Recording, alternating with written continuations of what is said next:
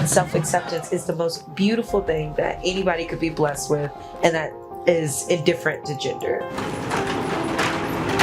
All I can really hope for is just to have like a safe place, just to have a refuge. I can almost guarantee most of these kids would choose to not live over not living their authentic life. I think I would have a lot more body dysphoria, maybe even dysmorphia, who knows, if I hadn't come out as early as I did, or if I had people who didn't accept me. If they think that this is child abuse, then why are they okay with forcing it on intersex kids? I can't change who I am, so I'll just embrace and not think of myself as any better or less than anyone else. Just, I am me, and that's enough. Because you are you, and no one can change that. No one can force you to be something you're not, or someone you're not.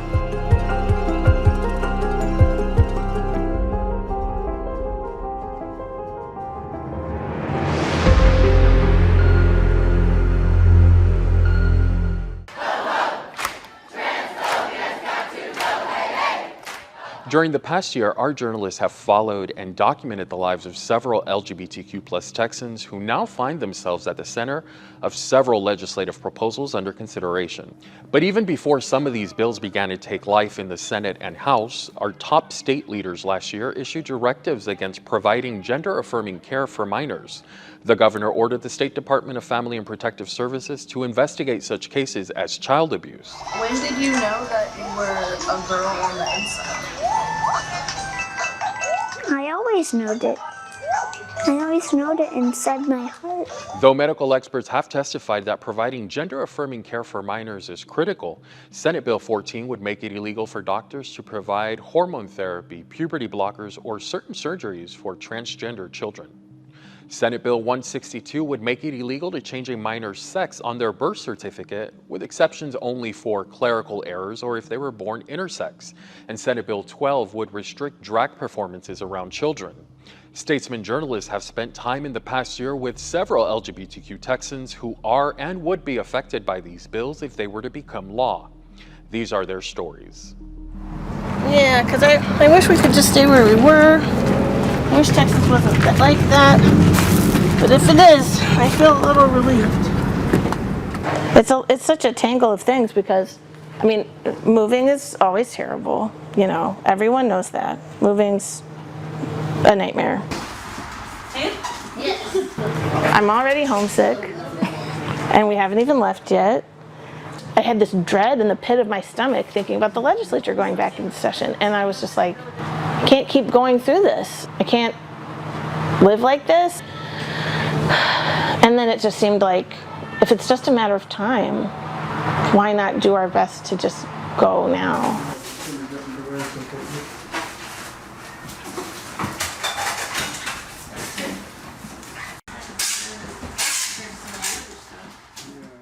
She doesn't want to leave. She loves it here. She loves the people here. She knows her school. She knows her home. One of the main things we were saying a lot was like, it's not safe for trans kids right now. And she was talking to Brian about not wanting to move, and he was like, you know, we have to keep you safe. We have to keep you and your brother safe. And she said, just let them hurt me.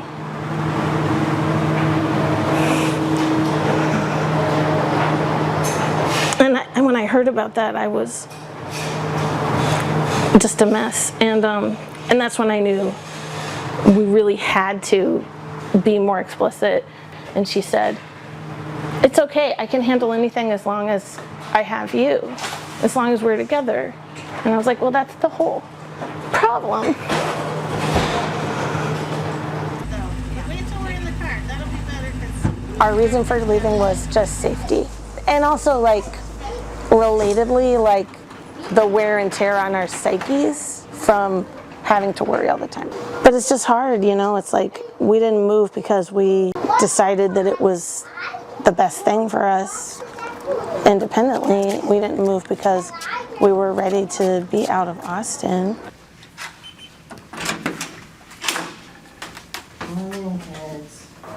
Well before we ever raised the possibility that this was something a person could be, our kid was consistently, insistently, passionately advocating for herself and telling us what was going on with her and communicating to us this was not optional for her.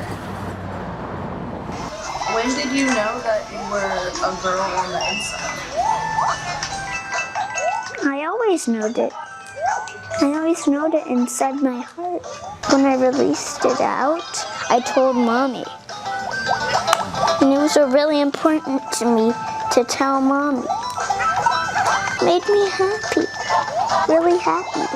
She grabbed this Minnie Mouse dress. I heard her say, I can do this. I can do this. I don't know when I've seen a human face that full of unmitigated pure joy. She said, I'm me, which was earth-shattering to us. We really became committed to we're gonna validate her, we're going to show her that she's accepted and that we're gonna let her do the things that make her happy. And at the same time, we are not going to push in any direction. This one day in the fall, she said, I'm a girl person. Can I be your daughter? That's not a small thing. That's not something you can just shrug off. I used to just hug my daughter, and I didn't want to scare her, so I'd try not to just cry. And I would just hold her and think about how I had to do anything necessary, move heaven and earth, whatever I had to do to keep her safe and to keep us together. All I can really hope for is just to have a safe place, just to have a refuge. Here we don't have to worry about the state government trying to take our kids away. Here the schools respect our kids' gender. Those are all things that could just as easily happen in Austin. They just don't. And we shouldn't have to travel 3,000 miles.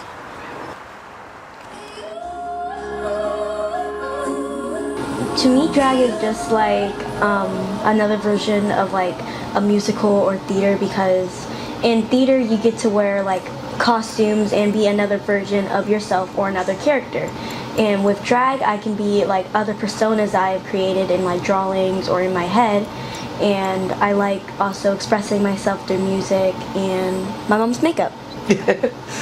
I was a costumer and makeup artist for a long time. So they've been on sets inside wardrobe closets and have been a part of magic that I've made for other people for so long. I've discovered that with drag, I get to be a character that I envision, and I get to embody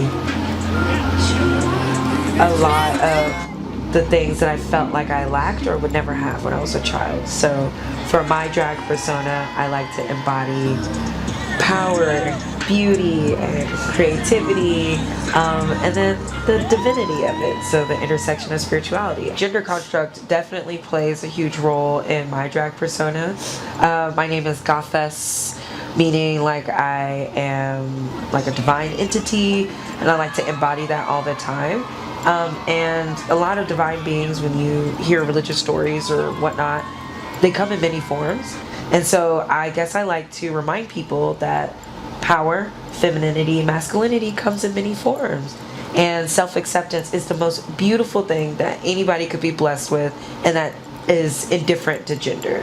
I think that a lot of people, when they try to understand divine beings at work or religious beings at work, we like to make them relatable so that we can understand the mysterious ways in which God works. And for some people, making it relatable is by giving a gender to a deity or supreme being. But I truly think that divinity has less to do with what humans think gender is and more to do with a cosmic power that gives us life and love and creativity. And so as a being that is a human here, better understanding how I fit in and how I'm perceived to other humans, I do not feel like I am all one gender idea or another gender idea. I think I'm a combination of all things as God made me. My drag persona goes by she, he. And if you look at Endodori, you'll see that they like wearing like skirts and stuff and look more feminine. But if I say he, people will be like, but you look like a girl. And I'm like, well, that's what gender fluid means. I can look like a girl or a boy, or I can look like both at the same time or neither. And so it does play a humongous role in my drag persona. I have a message for youth kids who are trans or are questioning who they are and their identity. It's okay for you to feel like this. You are not abnormal or weird personality or the way you dress, and that's okay because you are you and no one can change that. No one can force you to be something you're not or someone you're not. I think I would have a lot more body dysphoria if I hadn't come out as early as I did, or if I had people who didn't accept me, or if people just called me by the wrong pronouns all the time. It definitely would have taken a major toll. I really just need to be able to be accepted, to be comfortable, and to be happy, and to be sane. I had to spend time adjusting my expectations of who I dreamed my kids would be with who they actually were, but who they actually have become is so much better than what I could have imagined. This process of them exploring who they are and taking ownership of their identity has been really positive for both of my kids. I really enjoy feminine things, feminine clothing. I'm a man and I'm trans, but I experience dysphoria. But at the same time, I like feminine things and I like being feminine. I'll wear makeup, but mascara is a no. I'll put my hair up in nice little buns, but I have the like kind of shaved thing. I artificially deepen my voice a little bit, even though I'm like kind of a soprano. I have many friends whose kids went into medical intervention and became almost completely different kids, happier, more engaged in schoolwork, more engaged with their friends. And for the kids who do go through counseling and have it recommended and their doctors say this is life-saving treatments and give it to them, it really is life-changing. And just because that is not the path that seemed like it was necessary for my child at this time does not mean that every family should follow our path. No two kids' journey looks exactly alike through this. Wait, which one is 9 and which one is 6? I want to go on T, not because I'm like super uncomfortable and self-conscious and hating the body that I'm in, but because I would love a more masculine body. At this point, it's more about chasing gender euphoria than trying to stop gender dysphoria. It's so brave because it's hard to be, even as a cis heterosexual person, to truly be your authentic self out in the world. We all carry these layers of protection and they're out there being themselves, and that's really beautiful. And that's something that my kids have really given as a way that I appreciate and that I admire about them, is having the strength to go out there and say, this is who I am and I'm going to be that person. First time he attempted to take his life, he was 9. And he just told me, I'm broken. But he couldn't tell me what that meant. He had had some major depression, anxiety issues. And once he started T, the self-harm behaviors he had kind of had completely stopped. Puberty blockers helped some. But when he started T, he stopped cutting. He used to shower in the dark. It had been almost like 5 years of showering in the dark. And the first time he got to shower after his top surgery, I walked past the bathroom and I cried because the light was on. He could shower with the light on. And the first thing he said when they wheeled him out to me is, I'm free, Mom. But he was like, I don't want to live in Texas. He calls it the great state of hate. And he ran as fast and as far as he could. Now, I'm like, if it is possible, take your kids and run. My son has PTSD from just the bigotry he's had to deal with living here as a trans teenager. So if you can save your kids that, you should. I can almost guarantee most of these kids would choose to not live over not living their authentic life. I know my son would have. You know, that was my option. Bury my child or do what was best for him. And every parent I know is trying to do what's best for their kid. In trying to fix something that wasn't broken in the first place, they broke me.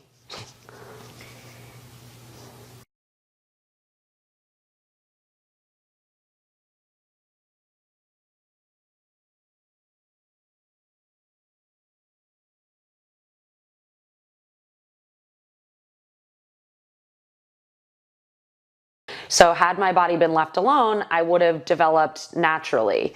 By removing my reproductive organs as an infant and then having me grow up in hormone withdrawal, calcium was actually being leached from my bones because of the lack of hormones. And so I'm now 31 years old, but I have osteoporosis. My spine is crumbling because of these interventions that they did on me as a child.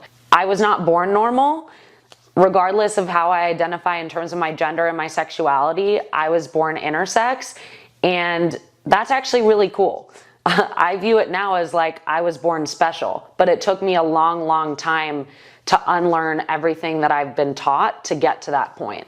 And I'm hoping that we can just start to raise kids in a more nurturing and loving way so that they don't have to go through as many years hating themselves as I did. Governor Abbott and Attorney General Ken Paxton have launched this campaign to equate what happens to trans kids as sterilization, which never happens. These surgeries don't happen on trans kids. They do happen on intersex kids. They got all of their ideas that they're now using to target trans kids from me advocating against my own sterilization at the Capitol for years now. So they have taken my words and my story and manipulated it to hurt people that I care about. Surgeries don't happen on trans kids.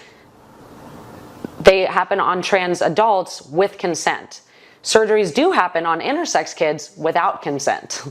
And the puberty blockers that are given to trans kids, as recommended by doctors, are reversible and are done in a way that keeps those children's health first and foremost and promotes their health.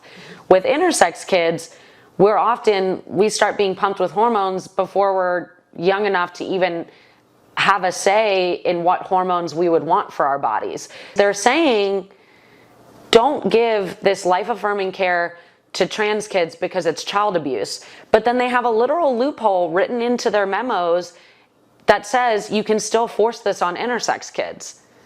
They call us disorders of sex development. They use this pathologized, medicalized language so people often don't know that they're talking about us. But if they think that this is child abuse, then why are they okay with forcing it on intersex kids? What we in the intersex community are advocating for is if these interventions are not medically necessary, then they should be delayed until we are of an age where we can have a seat at the decision-making table. Our parents are not the ones who will be living with these bodies the rest of their lives. We are. And so what often I think comes from a place of no parent wants their kid to be ostracized or made fun of or not fit in. Every good parent wants their kid to have a safe and happy and healthy life, but the solution is not to alter our bodies, our genders, and our sexualities to force us to be normal. The solution is to change society to recognize the natural diversity that exists in human beings and to reframe our thinking to be like, wow, diversity is a beautiful thing, something we should celebrate and cherish, not something that we should stamp out of people. I love when I'm on the strip and really in my focus and just going through my motions. It's like this dance, like this celebration almost of the two of us fencers on the strip. And yes, we're like competing and fighting our hearts out, but in the end, whatever happens, the point is that there was this love in the fight, and I think that I've learned to fall in love with that fight. When Iris came out, her club was very accepting. One of her teammates nominated her for what's called the Spirit of Sport Award at a regional level, and Iris won. Made me feel very welcomed and safe and loved by, a sport I put and a community I put a lot of years and a lot of effort and work into. The biggest thing I see is every time, a trans athlete makes some big success, everyone freaks out because they're dominating the sports, and that's just not true. It's an easy way to discredit any, remarkable success that we have, and people just don't treat us like we're human. Dysphoria is a really hard thing to understand if you've never been through it. It's this strange pain that's surreal because it's like something is very wrong, but there's nothing you can do to fix it. So you just have to wait until it goes away. No matter how depressed or anxious it makes you, it's not something that you can just turn off or work through all the time. HRT has really saved my life in many ways. The biggest change that I've noticed is happiness, dislike of her body, becoming less and less of an issue, less and less of a problem from a depression standpoint. So for that reason, it's like, all right, well, if this is going to help me have a child that is happier just existing in this world and safer in terms of not wanting to do harm to herself in any way, then it's like, okay, well, that's worth it. That's worth it. I'm going to college in Wisconsin this year. I'm also going to fence on the women's team. Part of me is a little bit scared of that. People are very, very vicious to, student athletes like me. I'll just take the hits as they come and do the best as I can. I can't change who I am, so I'll just embrace and not think of myself as any better or less than anyone else. Just, I am me, and that's enough.